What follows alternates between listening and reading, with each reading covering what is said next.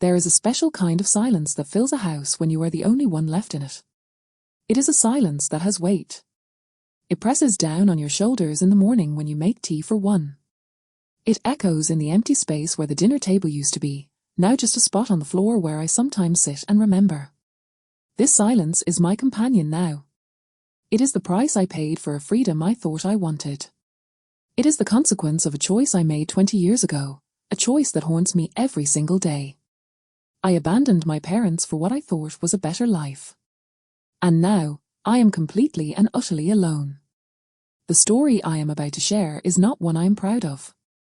It is a story of regret, a slow-burning ache that has become a part of me. I share it not for sympathy, because I deserve none. I share it because maybe, just maybe, someone listening will hear the warning in my voice. Maybe they will think twice before they make the same mistake I did. This is the story of how I walked away from the two people who loved me most, and how I spent a lifetime trying to find my way back, only to discover I was too late. I can still remember the look on my mother's face the day I left. It was not an expression of anger. There was no shouting, no dramatic scene. That would have been easier, in a way. Anger you can fight against. Anger gives you a reason to be stubborn. But her face held only a deep, quiet sorrow. It was as if she could see the future, and she knew the loneliness that awaited me. She stood at the door of our small family home, her hands clasped tightly in front of her apron. My father was beside her, his strong shoulders slumped, his gaze fixed on the ground. He could not look at me. I was their only child, their daughter, their whole world. And I was leaving them for a man I had known for only 6 months. I was 22, filled with the reckless certainty of youth. I believed love was a grand adventure that began where my parents' influence ended.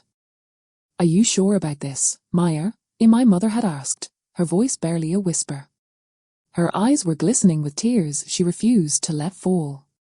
I remember feeling a flash of irritation. I thought she was trying to guilt me, to hold me back from my happiness. I did not understand then that she was trying to save me from a pain she could already foresee. I tightened my grip on the suitcase in my hand. It was a cheap, flimsy thing, but to me, it held everything I would ever need. It held my dreams. "I'm sure, Mar," I said, my voice firm and cold. "This is my life. I have to live it. Mark has a good job in the city. It's a fresh start. A real future." The word real hung in the air, an unspoken accusation that the life they had given me was not enough. That their love was not enough. My father finally looked up. His eyes, usually so full of warmth and laughter, were hollow. "Just remember, Peter," he said, his voice rough with emotion. "This door is always open. Always." I nodded quickly, wanting this painful goodbye to be over. I wanted to get in the car with Mark and drive away towards my new, exciting life. I gave them both a quick, stiff hug. I could feel my mother's body trembling. I could smell the familiar scent of my father's old cologne on his shirt. For a second, my resolve almost broke. But then the car horn beeped, and the spell was broken. That was the sound of my future calling. I turned and walked away from them without looking back. It is that image I cannot forget. The two of them, standing in the doorway of the little house I grew up in, growing smaller and smaller in the rearview mirror until they disappeared completely. I did not know it then, but I was not just leaving my home. I was severing my own roots. The first few years in the city were everything I had dreamed they would be. It was a whirlwind of new experiences. Fancy restaurants, parties, a beautiful apartment with a view of the skyline. Mark had a good job, just as he'd said, and I found work as a receptionist. We were busy, social, and on the path to success. I called my parents every Sunday, as I had promised. The conversations were always the same. "How are you, Maya?" my mother would ask, her voice always sounding a little distant on the line. "Are you eating well? Is everything okay?" I would give her brief, cheerful answers. "Everything's great, Mar. We're so busy. You wouldn't believe how amazing the city is. I was painting a picture of a perfect life for her. I thought it would make her happy. I thought it would justify my decision. But slowly, the calls became shorter. Sometimes, 2 weeks would pass. Then 3. I was always so busy, you see. There was always a work event, a trip with friends, a movie to see. My life was full of noise and people.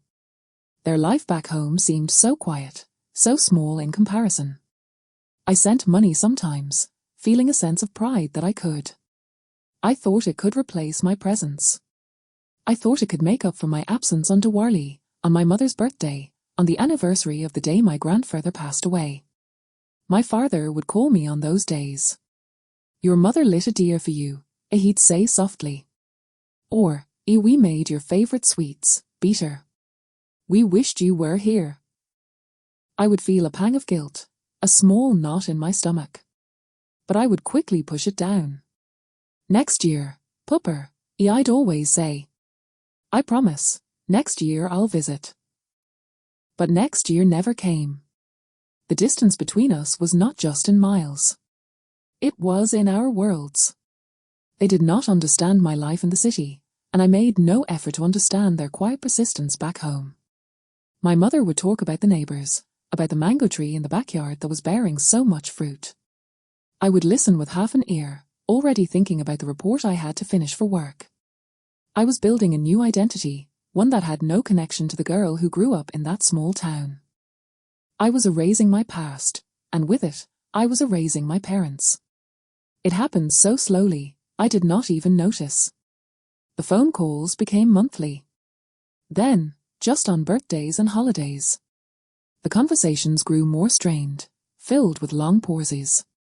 We were becoming strangers, connected only by a fading memory and a sense of duty that felt more and more like a burden.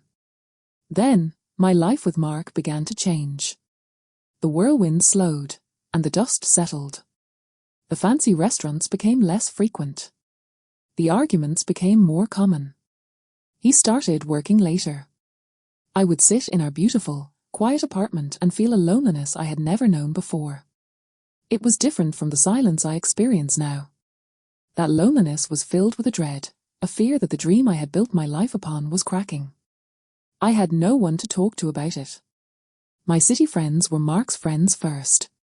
My parents were the last people I could call. How could I tell them that the life I had chosen, the life I had left them for, was falling apart? Their silent "I told you so" it would have been worse than any loneliness. So I suffered in silence. I put on a brave face for the world, and for my parents on our brief, infrequent calls. I was too proud to admit I might have been wrong. The final break with Mark came on a rainy Tuesday. It was not dramatic. There were no thrown plates or screaming matches. It was a quiet, cold conversation over a half-eaten dinner. I think we want different things, Meyer, he said, not looking at me. I think this has run its course. And just like that, the 7 years we had spent together were dismissed. The home we had built was dissolved. I sat there, numb, as he packed a bag and left.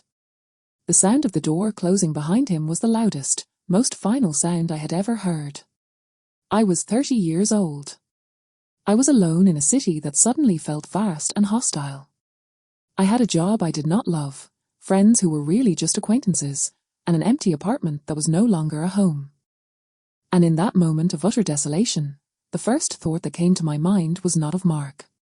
It was of my mother's face at the door. It was of my father's slumped shoulders. For the first time in a decade, I truly, deeply understood what I had lost. I had traded unconditional love for a conditional one, and the conditions had just been broken. I was alone because I had chosen to be. And the weight of that choice was finally, crushingly, upon me. To understand the depth of my regret, you must first understand what I left behind. My childhood was not extraordinary in any way that the world would see. We were not rich. We did not take fancy vacations. But we were rich in love. Our home was a small, 3-room house with a little garden in the back. My father, Ramesh, was a teacher at the local school. He was a quiet man, but his love was loud in its consistency. Every morning, without fail, he would wake up before the sun and make tea. He would bring a cup to my mother and a cup to me, gently tapping on my door. "Wake up, my little scholar," he would say. "The world is waiting." He believed education was the most important thing in the world. He would spend hours with me at our small kitchen table, helping me with my homework, his patient voice explaining mathematics and history. My mother, Shanti, was the heart of our home. Her name meant a peace, and that is exactly what she was. She was a seamstress, and her hands were always busy. She could turn a simple piece of cloth into a beautiful dress for me. The whirring sound of her sewing machine was the soundtrack of my afternoons. She sang old film songs while she cooked, her voice soft and slightly off-key. Our house always smelled of something delicious, spices, and dough, and love. She did not have much, but she poured everything she had into me. She saved for months to buy me a new book for my birthday. She stayed up all night finishing a new uniform for me when I tore my old one. Her love was in her actions, in the food she cooked, in the clothes she mended, in the way she would smooth my hair before I went to school. I was their universe. After several miscarriages, my birth was considered a miracle. They never let me forget how wanted I was, how loved. They celebrated my smallest achievements as if I had won a Nobel Prize. When I came first in class, my father framed my report card and hung it on the wall. My mother made my favorite gulab jamun, even though it was a lot of work. They surrounded me with a safety net so strong, I never feared falling. I took it all for granted, as children do. I thought every father spent his evenings helping with homework. I thought every mother knew how to magically make tears disappear with a hug and a warm chapati. I did not know that this cocoon of love was a rare and precious thing.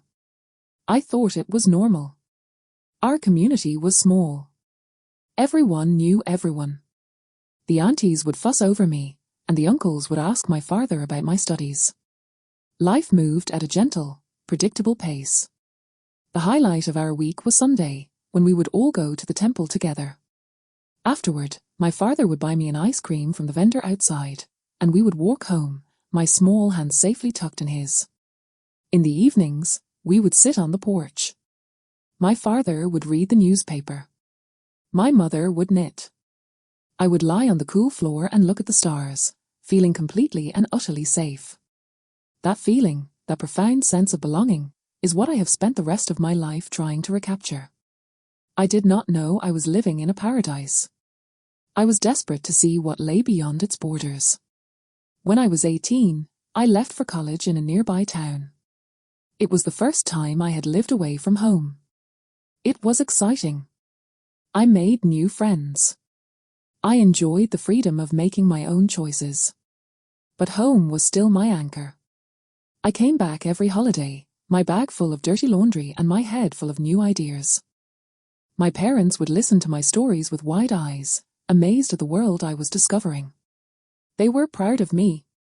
I could see it in their faces. I graduated and came back home, but I was different. The small town felt smaller. The slow pace felt sluggish. I had tasted a different kind of life, and I wanted more. I took a job at a local office, but I felt restless. I felt like I was waiting for my real life to begin. That is when I met Mark. He was a friend of a friend, visiting from the city for a weekend. He was unlike anyone I had ever known. He was confident, witty, and worldly.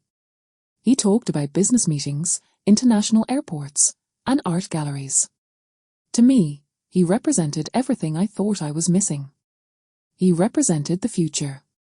We started talking, and he seemed fascinated by me. He said I was too bright for this small town. He said I had a spark that the city would love. He made me feel special in a new and dangerous way. My parents' love made me feel secure. Mark's attention made me feel thrilling. I mistook that thrill for something deeper. I brought him home to meet my parents. They were polite, as they always were. They offered him tea and snacks. They asked him about his family, his work. But I could feel their reservation. After he left, my father sat me down. He seems like a nice boy, Meyer, he said carefully. But is he a good man? His world is very different from ours. I see how he looks at you, but I also see how he looks at this house. As if it is quaint. I was immediately defensive. He's just not used to it, Pupper. He lives in the city. Everything is different there. My mother was quieter. She just said, his feet don't seem to be firmly on the ground, Peter. I worry for your heart. I was furious. I thought they were being judgmental. I thought they were trying to clip my wings because they were afraid of being left behind. I did not see that they were looking at him with the clear, sharp eyes of parents who only wanted to protect their child. They saw the ambition in his eyes, the transient nature of his charm. I only saw the escape. The arguments started. They were not loud, screaming fights. They were tense, quiet conversations that left everyone wounded. Why can't you trust me? I would plead. Why can't you be happy for me? My mother would cry. My father would look tired. It is not about trust, Meyer, he would say. It is about your life. This is a very big decision. You have known him for such a short time. But I was 22. I knew everything. I was convinced that their caution was just a mask for their own selfish desire to keep me with them. I started spending less time at home. I would take the phone calls from Mark in another room, speaking in hushed, excited tones. I was building a wall between me and my parents, brick by brick. With every secret I kept, with every defensive word I spoke, the wall grew higher. The day I told them I was moving to the city with Mark was the day the wall became permanent. We were in the kitchen. My mother was rolling out chapatis. I blurted it out. I'm leaving. Mark has asked me to come live with him in the city. I've said yes. The rolling pin stopped. The only sound was the clock ticking on the wall. My mother did not turn around. My father, who was reading at the table, slowly put down his newspaper. His face seemed to age 10 years in that single moment. Live with him? He asked, his voice strained. Meyer, you are not married. What will people say? What will happen to you? That was the wrong thing to say to me. It confirmed all my suspicions. They cared more about tradition, about what people would say, than about my happiness. I don't care what people say. I shot back. This is the 21st century. I love him, and I'm going. That was when my mother turned around. There were no tears yet. Just a profound shock. Peter, she whispered. Please. Think about this. This is your home. This is not my home anymore.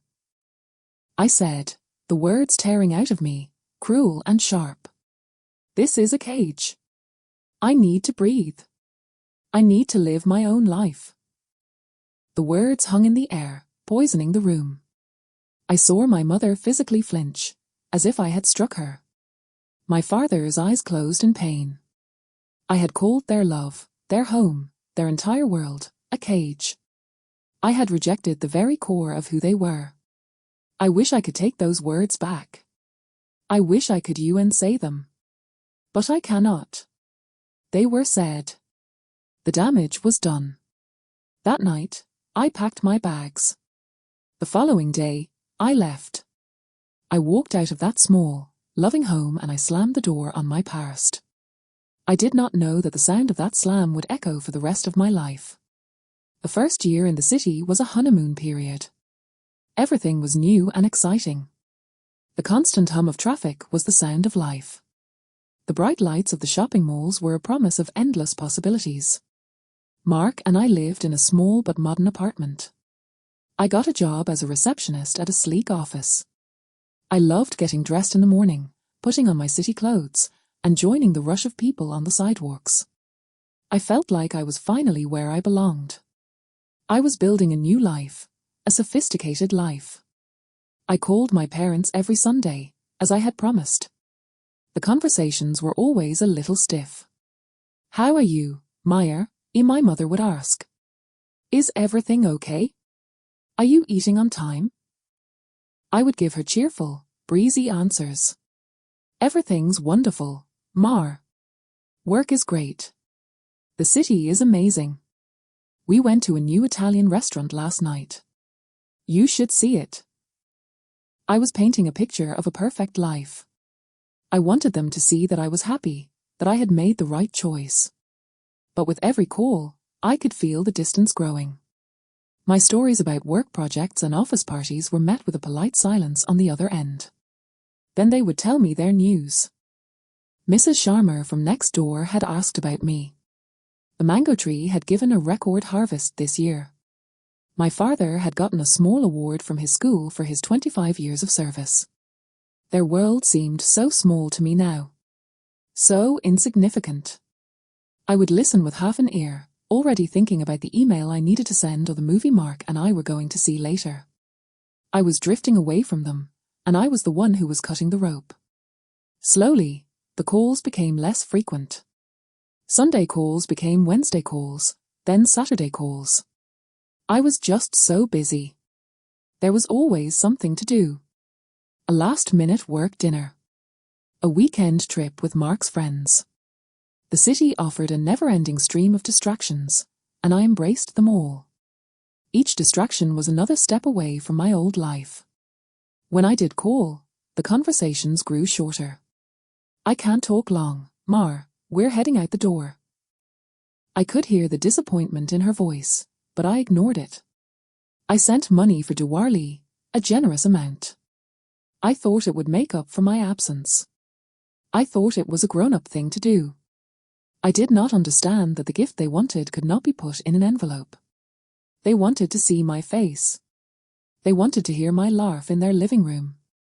They wanted to feed me with their own hands. Meanwhile, my life with Mark began to show its first cracks. The excitement of the news started to wear off, and the reality of daily life set in. Mark was very focused on his career. He worked long hours, and when he was home, he was often tired and distracted. Our conversations, which used to be about dreams and ideas, became about bills and chores. "Did you pay the electricity bill? Whose turn is it to buy groceries?" The glamour of the city began to fade too. The traffic became a frustrating noise. The crowds felt impersonal and cold. I started to feel lonely in a way I never had back home.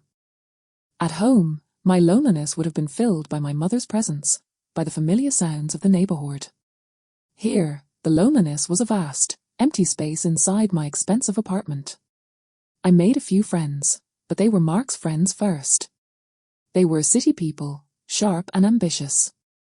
Our conversations felt superficial. We talked about work, about movies, about politics. But we never talked about the things that really mattered. I could never tell them that sometimes I missed the smell of wet earth after the first rain in my hometown. I could never tell them that I missed the sound of my father's laughter. They would have found it sentimental, silly. So I kept those feelings locked away. I started to realize that the identity I was building in the city was a fragile one. It was based on a job, on a relationship, on a lifestyle. It was not rooted in the deep, rich soil of family and history, like my old identity had been. It was like a plant in a pot, and it needed constant care to survive. The first major fight with Mark was about my parents. It was the anniversary of my grandparents, a day that was always important in my family. My father called, his voice sounding older and more tired than I remembered. "Your mother is not well, Meyer," he said.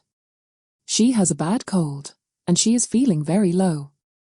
It would mean a lot if you could call her today." A knot of guilt tightened in my stomach. I had forgotten the date. "Of course, Pupper, I'll call her right now," I said. When I got off the phone, Mark was looking at me. "Everything okay?" he asked. I explained about my mother. He shrugged. A cold? I'm sure she'll be fine. Listen, the Thompsons have invited us for dinner tonight. It's a big deal. He's a major client. We have to go. I felt a surge of anger. My mother is sick, Mark. I need to call her. So call her now, he said, his tone dismissive. But we're going to dinner. Don't start getting all emotional and distant tonight, okay? I need you to be on form. His words felt like a slap. Don't start getting all emotional. My concern for my mother was reduced to an inconvenient emotion. I called my mother. Her voice was weak and hoarse. She tried to sound cheerful, but I could hear the sadness in it. Don't worry about me, beat her, as she croaked. You go enjoy your evening. I hung up the phone feeling wretched. At dinner, I was quiet. I could not be on form. On the drive home, Mark was furious. What was that, Meyer? You barely said 2 words all night. You made it seem like you didn't want to be there. My mother is sick, I said, my voice trembling. And you acted like it was nothing. It is nothing, he retorted. It's a cold. Your family, you let them get to you too much. You need to move on, Meyer. This is your life now. With me. That was the first time I felt a true sense of alarm. He was asking me to choose, not in a dramatic way, but in 1,000 small, cutting ways. He was asking me to sever the last, thin threads that connected me to my past. And because I was afraid, because I had invested so much in this life with him, I started to do it. I pulled away even more. I stopped mentioning my parents in conversations. When they called, I would take the call in another room and keep it brief. I was trying to become the person Mark wanted me to be. A person with no past, no baggage. A person who was only his. Years passed. 3, then 4, then 5. I visited home only once, for just 2 days. The visit was a disaster. My parents had aged. The house felt smaller and shabbier than I remembered. I was impatient with the slow pace. I was critical of the dust, the outdated furniture. I spent most of the time on my phone, checking work emails. I could feel their desperate love, their need to connect with me, but I had built my walls too high. I could not find my way back to them. When I left, the goodbye was even more painful than the first one. There was a resignation in their eyes now. A quiet acceptance that I was truly gone. The door was still open, as my father had promised, but I was the one who had chosen to stay outside. I returned to the city feeling hollow and guilty, and I buried those feelings in work and in the frantic social life I shared with Mark. The conflict was no longer with my parents. The real conflict was now inside me. A slow, quiet war between the person I had been and the person I was trying to become. And with every passing year, the person I had been was losing. The turning point did not come with a bang, but with a whisper. It was a Tuesday. I remember because it was the day the cleaning lady came, and the smell of lemon-scented polish filled the apartment. Mark had been distant for months. We were like 2 polite roommates, sharing a space but not a life. I was sitting at the kitchen island, scrolling through my phone, feeling a vague, persistent emptiness. Then my phone rang. It was a number from my hometown, but not my parents' number. It was my father's cousin, Uncle Arjun. We were not close. He never called. A cold dread trickled down my spine. I answered. Meyer, his voice was grave. You need to come home. It's your father. He's had a heart attack. The world stopped. The lemon-scented air, the hum of the refrigerator, the view of the city skyline from the window, it all froze. What? I whispered. When? How is he? He is in the hospital. It is serious, Meyer. Your mother is with him. You need to come now. I dropped the phone. My hands were shaking so badly I could not even pack a bag. Mark was not home. I called him, my voice a frantic mess. My father. Heart attack. I have to go. There was a pause on the other end. Then, a sigh. Meyer, calm down. I have a huge presentation tomorrow. I can't just leave. Can't you go first and I'll see if I can come later in the week? In that moment, something inside me broke. My father was lying in a hospital bed, and Mark's first concern was his presentation. The priorities of my life were laid bare, and they were horrifying. I'm going, I said, my voice suddenly cold and clear. I don't care about your presentation. I threw some clothes into a bag, called a taxi, and went to the airport. The 3-hour flight was the longest of my life. I was trapped in a metal tube, hurtling through the sky towards a reality I had been avoiding for years. All I could think about was my father's face. His kind, patient face. The last time I had seen him, I had been impatient and critical. The last words I had said to him on the phone were, I'm really busy, Pupper, I'll call you back later. I never did. The weight of all the missed calls, all the rushed conversations, all the absent birthdays, came crashing down on me. It was a physical pain, a crushing pressure on my chest. I took a taxi from the city airport to my hometown hospital. The familiar streets looked both foreign and painfully familiar. When I rushed into the hospital corridor, I saw my mother first. She was sitting on a hard plastic chair, her small frame looking tiny and shrunken. She looked up as I approached. Her eyes were red raw from crying, but when she saw me, they filled with a desperate, wild hope. It was a look that shattered what was left of my heart. She still saw me as her savior.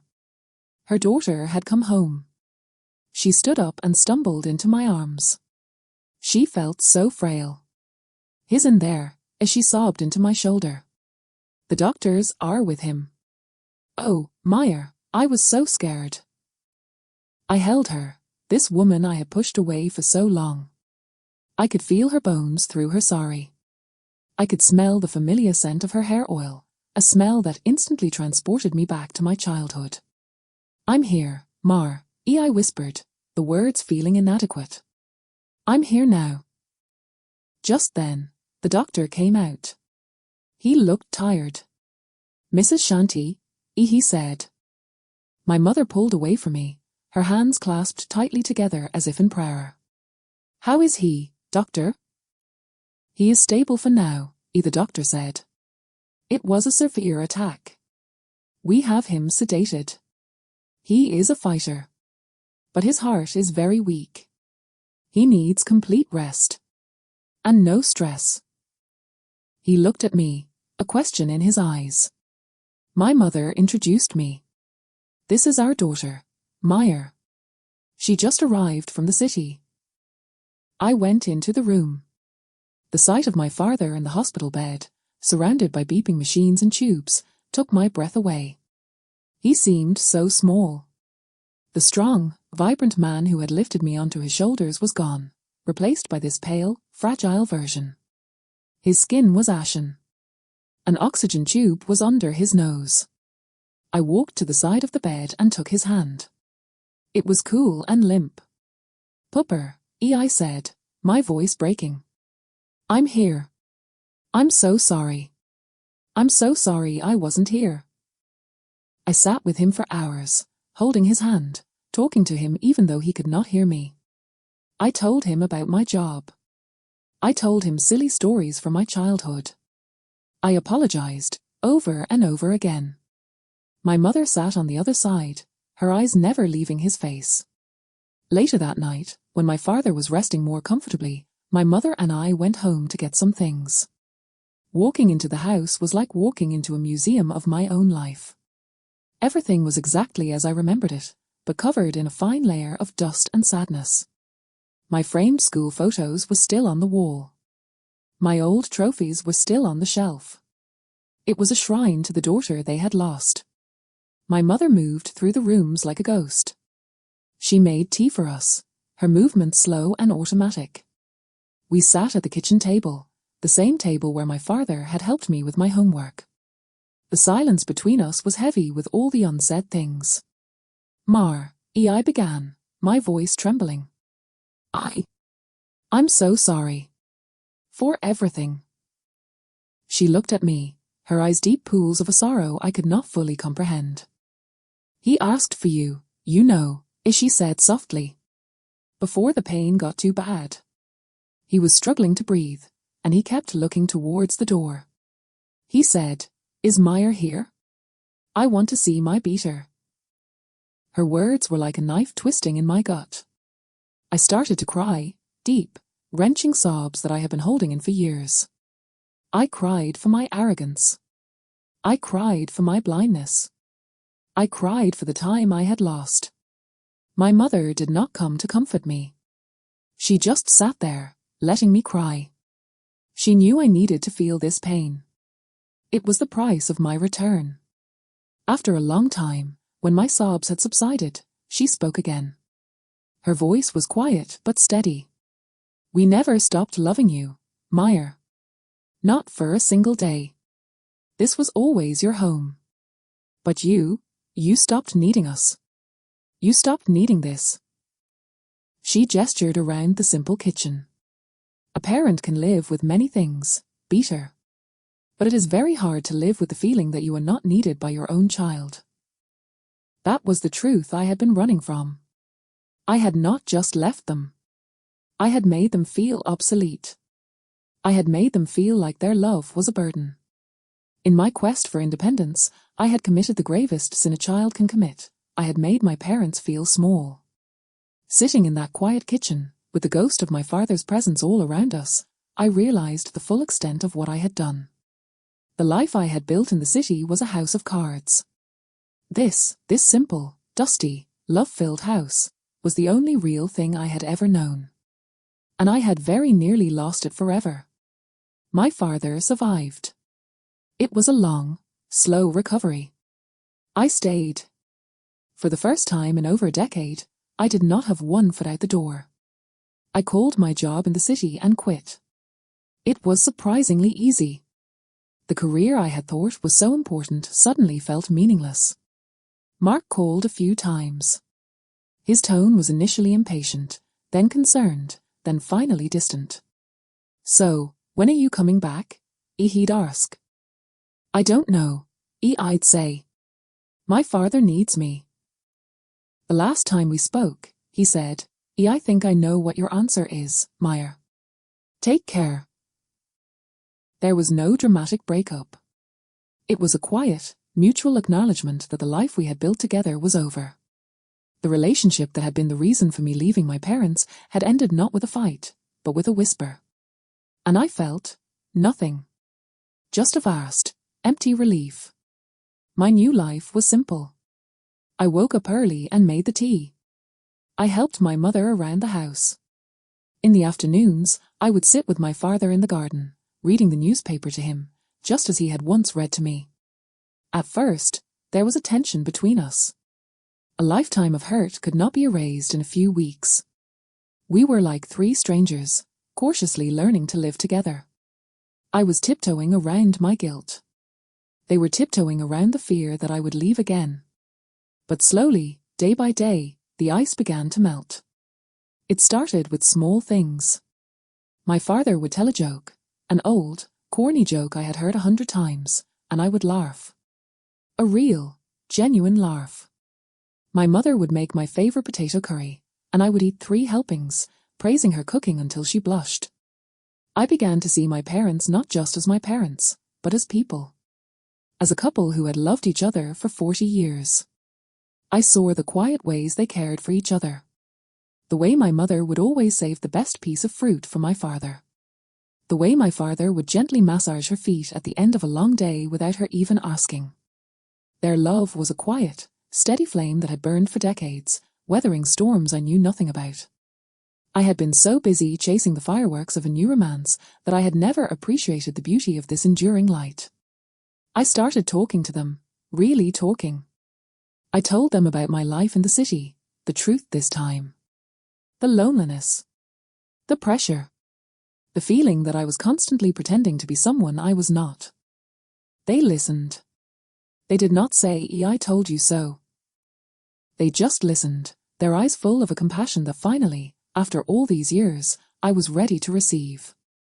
My father held my hand and said, "We only ever wanted you to be happy, Peter. We were afraid you were chasing a shadow." And he was right. I had been. I had chased the shadow of a perfect life, and in the process, I had walked away from the substance of it. One evening, I was going through an old cupboard and found my baby box. Inside were my first lock of hair, my first tooth, my hospital bracelet. And at the bottom, a stack of letters. They were all the letters I had sent home during my first year in the city. The cheerful, breezy letters about my wonderful life. My mother had saved every single one. I sat on the floor and read them, and I cried. I cried for the girl who was trying so hard to convince everyone, especially herself, that she was happy. As my father grew stronger, I started to take on more responsibility. I handled the bills. I went to the market. I became the bridge between my parents and the outside world. It felt good to be useful to them in a real, tangible way. It was the opposite of sending money. It was presence. It was action. I repainted the faded walls of the house. I cleared out the garden and planted new flowers. I was not just visiting. I was rebuilding my home. I was replanting my own roots. The neighbors, the same aunties and uncles I had once found tedious, welcomed me back with open arms. They did not judge me. They just said, "It's good to have you back, Meyer DD." Their forgiveness was silent and absolute. It taught me more about community than a decade in the city ever had. One day, about 6 months after I had returned, my father and I were walking in the evening. He was walking slowly, with a cane, but he was walking. He stopped and looked at me. "You have given up so much for us, Peter," he said, his voice thick with emotion. "Your job, your life in the city." I shook my head, tears springing to my eyes. "No, Pupper," I said, taking his arm. "I didn't give up anything. I was lost, and you and Ma found me. You brought me home. I have gained everything." And I meant it. The feeling of belonging that had eluded me for so long had finally returned. It was in the rhythm of our days. It was in the shared silence of the evening porch. It was in my mother's hand on my forehead, just checking, as she had when I was a child. The resolution was not a single event. It was a slow, gentle unfolding. It was the mending of a tear in a precious fabric, stitch by careful stitch. The scar would always be there, a reminder of the wound, but the fabric was whole again. It was stronger for having been repaired. I had come home expecting to find them broken, and instead, they had pieced me back together.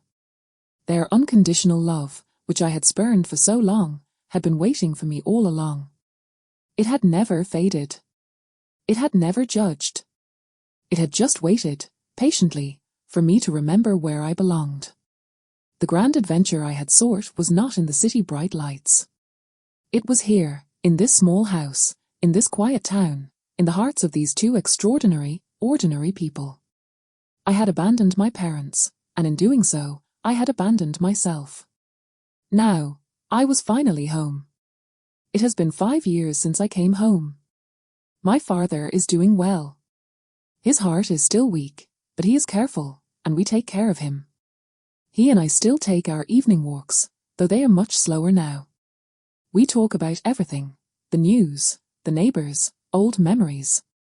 He has forgiven me completely, with a generosity of spirit that still humbles me. My mother is the heart of the home once more, her singing a little softer, her steps a little slower, but her love as fierce as ever.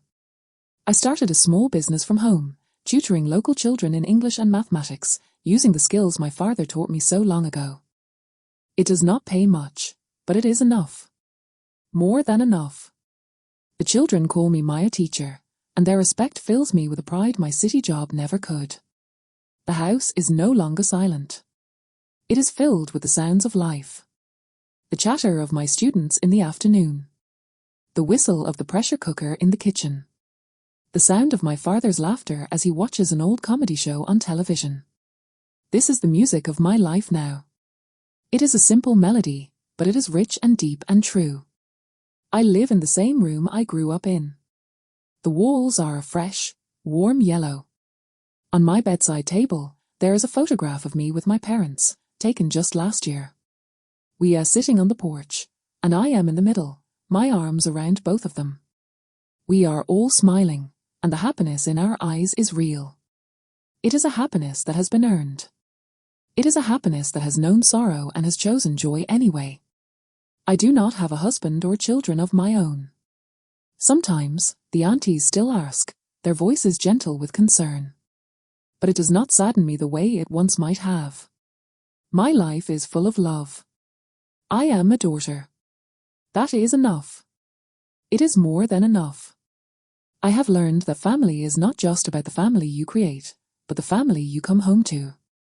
I have learned that the greatest love stories are not always about romance. Sometimes, the greatest love story is about forgiveness. It is about a daughter finding her way back to her parents, and parents who had the grace to leave the light on for her. My story could have ended in the deepest loneliness. Instead, it found its way to this quiet, profound contentment. If you are listening to this, and you are a son or a daughter who has walked away, who feels the pull towards a different life, I understand. I do not judge you. The world is big and full of promises. But I beg you, do not make my mistake. Do not confuse distance for growth. Do not mistake independence for isolation. Call your parents. Not just on birthdays, but on a random Tuesday. Go home for no reason at all. Sit with them. Listen to their stories, even the ones you have heard 100 times. Let them feed you. Their love is the anchor that will hold you fast in every storm life will bring. You can chase your dreams, but never run away from your roots. For they are what give you strength. They are what give you meaning. I thought I had lost everything when my life in the city fell apart. But I was wrong. I had not lost everything. I had simply been looking for it in the wrong place. Everything that ever truly mattered was right here, waiting for me. The love of my parents was not a cage. It was the very ground beneath my feet. And I had to fly away to understand that the sky is a lonely place without that ground to return to. My greatest regret is the years I lost, the years I can never get back. But my greatest blessing is that I was given a second chance. Not everyone is so lucky. I do not waste a single day of it. So now, as I sit on this porch in the evening, listening to the crickets and the distant sound of a train, I feel a deep peace. My mother is dozing in her chair. My father is nodding along to the music on the radio. The sky is turning a soft shade of orange and pink. This is my life. It is not a story of dramatic success or great adventures. It is a story of return. It is a story of a love that was almost lost, but was found again. It is a story of a daughter who abandoned her parents and found herself alone, only to discover that the way back home was the only path that ever truly led to happiness. And in this quiet, loving space, I am no longer alone. I am home. I am finally, completely, home. If you enjoyed the story, please subscribe, like, and let me know your thoughts in the comments.